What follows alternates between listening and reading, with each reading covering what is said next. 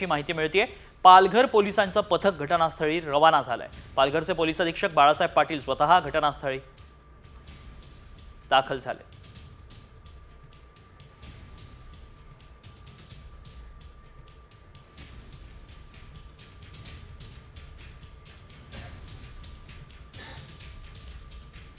अशोक धोडींची गाडी गुजरातमध्ये आढळल्याचं पाहायला मिळतं। एक्सक्लुझिव्ह दृश्य साम टीव्हीवर आपण पाहतोय।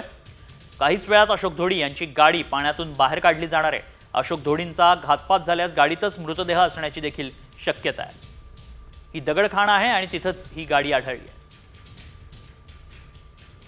डहाणू विधानसभा शिवसेना शिंदे गटाचे संघटक अशोक धोडी मागील 12 दिवसापासून बेपत्ता होते।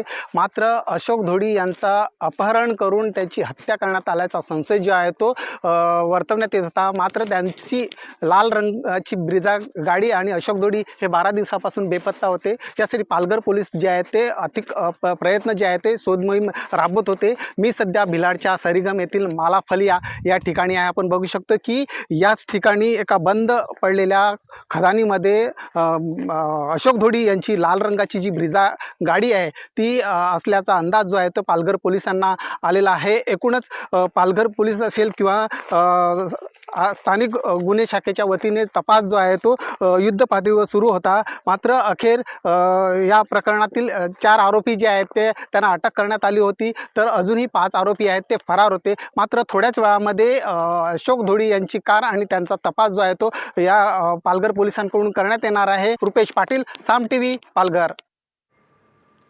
त्यामुळे बेपत्ता धोडींचा घातपात झालाय की हा अपघात आहे याबाबत अद्याप स्पष्टता नाही। मात्र ती गाडी लवकरच बाहेर काढण्यात येणार आहे।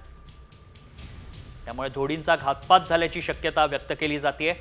घातपात असल्यास याच गाडीमध्ये त्यांचा मृतदेह असण्याची शक्यता आहे। त्यामुळे ती गाडी आणि मृतदेह सापडल्यानंतर याचं गूढ उलगडणार आहे।